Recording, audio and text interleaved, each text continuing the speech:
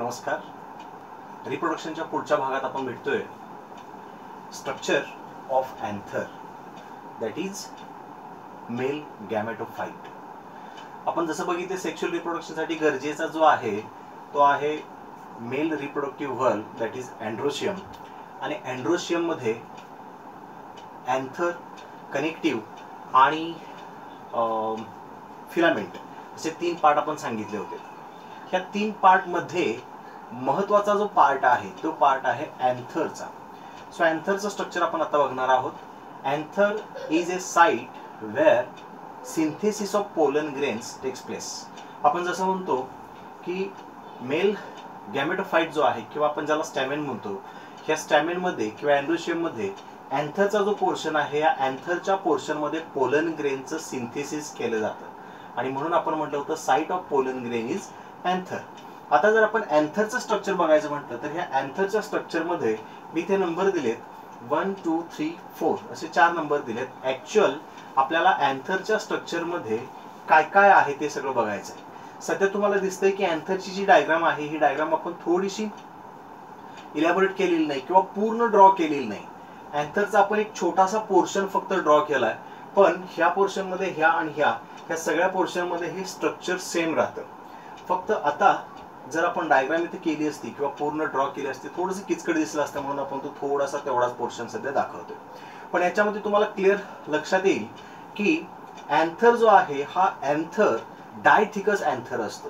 Dithecous म्हणजे काय की ज्याला दोन लोब असतात. So anther shows bilobed structure. दोन लोब त्याला बघायला मिळतील. सो फर्स्ट हा एक लोब आणि हा दुसरा लोब. एंथरच्या दोन लोबच्या स्ट्रक्चर मुळे आपण एंथरला डायथिकस एंथर असं म्हणणार आहोत. So dithecous anther divided into two lobes और two monothecous lobe. So first monothecous and second monothecous. So each monothecous lobe shows two pollen sacks.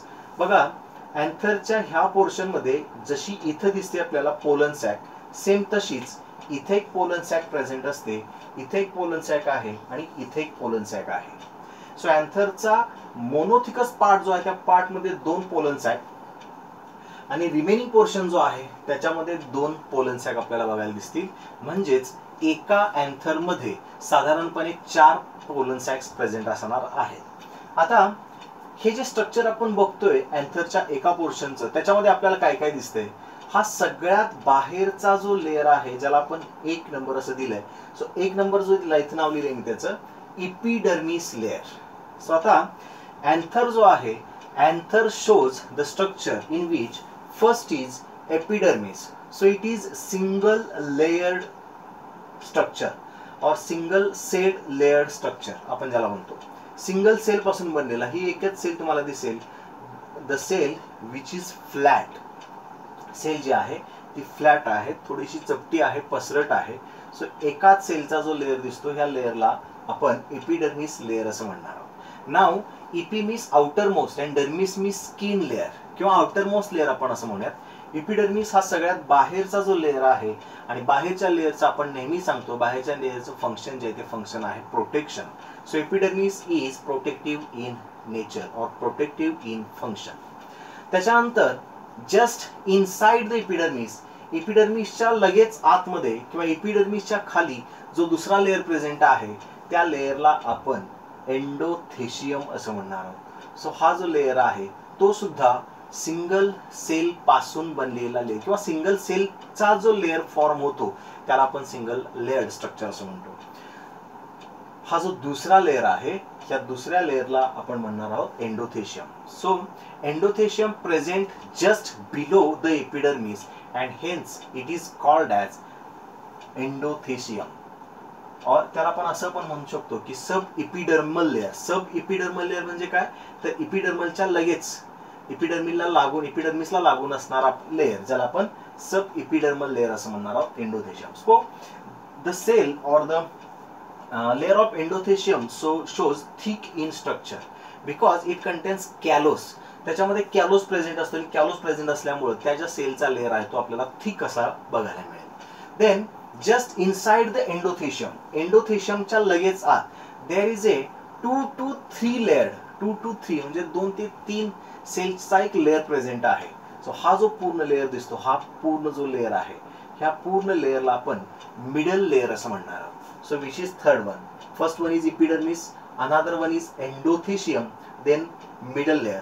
आता मिडल लेअर जो आहे तो आपण सांगितलं 2 ते 3 सेल पासून बनलेला असतो, which is parenchymatous in nature or which is made with the help of parenchymatous cells. आणि आपल्याला माहिती आहे जिथं जिथं पॅरेनकायमा सेल्स प्रेझेंट असतात त्याचं फंक्शन असतं nutrition or nutritive function. So which is another one or middle layer. And just inside the middle layer there are special type of the cells are present which are arranged in circular manner. खूप महत्त्वाच्या आणि special टाईपच्या cells present असतात. त्या ज्या cells आहेत ह्या cells circular manner मध्ये किंवा स्ट्रक्चर मध्ये अरेंज झालेल्या असतात. Those cells are known as tapetum.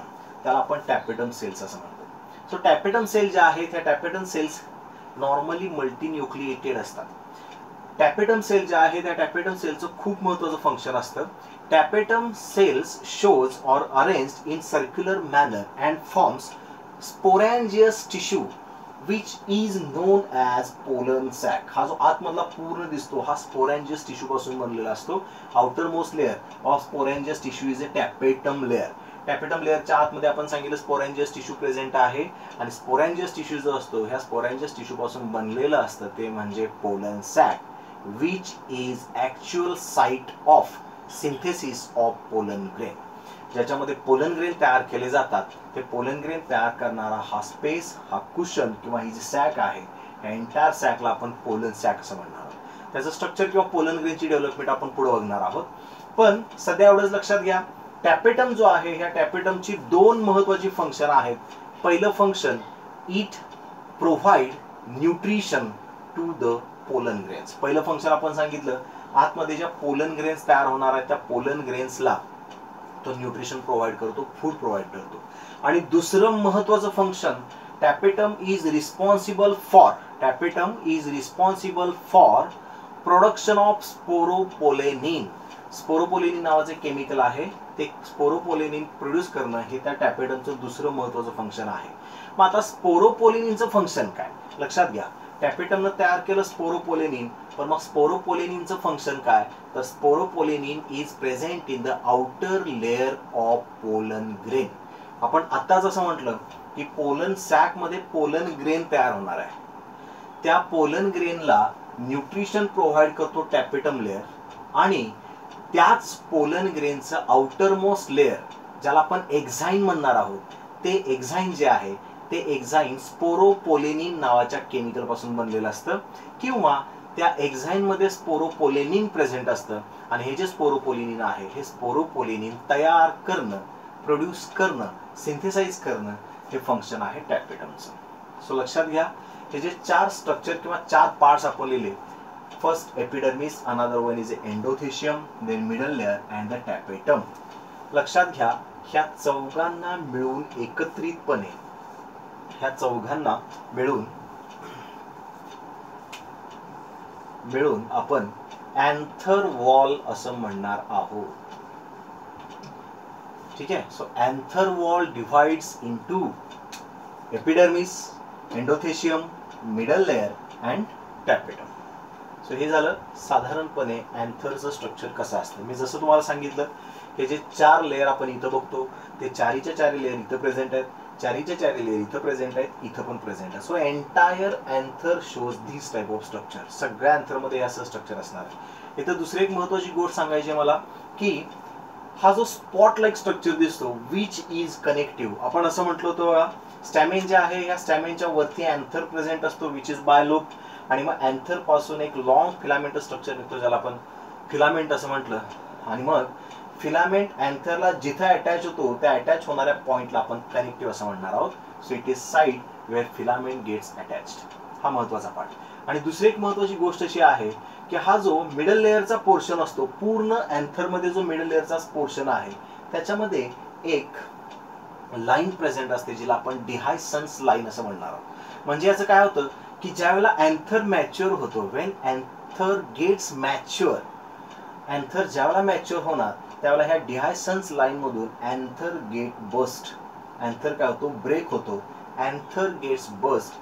This process is known as dehiscence of anther. काय होतं, अँथर इथून ब्रेक होतो, अँथर फुटतो, त्यावेळेला ही जी पोलन सॅक आहे, ही पोलन सॅक आणि ही पोलन सॅक, ह्या दोन पोलन सॅक एकत्र येतात आणि इथून ब्रेक होतो. आणि ब्रेक झाल्यामुळं काय होतं, आतमध्ये तयार झालेले जे सगळे पोलन ग्रेन्स आहेत, हे पोलन ग्रेन्स अँथर मधून बाहेर पडतात फॉर पॉलिनेशन.